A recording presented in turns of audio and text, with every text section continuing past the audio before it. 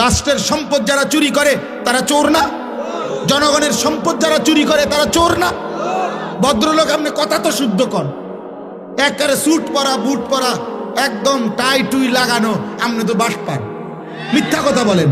আপনি তো এক খোঁচা দিয়ে 100 কোটি টাকা মেরে দিচ্ছেন, তাহলে আপনি তো শুদ্ধ চোর। আপনি তো কথা তো শুদ্ধ বলেন। এই জন্য বললাম আব্বা, দুইটা শব্দ ইংরেজি বলা, প্যান্ট পরা, স্যুট পরা, শুদ্ধ ভাষায় কথা বলা, টাকা পয়সা উপার্জন করা, এর নাম মানুষ না। মানুষ ভিন্ন কিছু, ইনসান ভিন্ন কিছু, ভিন্ন কিছু। যদি বলেন আপনাদের হুজুরদের মধ্যেও তো এরকম অনেকের থাকতে পারে ত্রুটি, হ্যাঁ থাকতে পারে, আমি কি অস্বীকার করছি নাকি? হুজুর হিসাব দিবে না? কথা বলে না কেন? ইমাম সাহেব হিসাব দিতে হবে না? ইমাম সাহেব কি ব্যস্ত টেন্ডার লয়ে লাইছে নাকি? তাইলে বক্তা সাহেব কি ব্যস্ত? আমি কি এখন ব্যস্ত থেকে আসছি?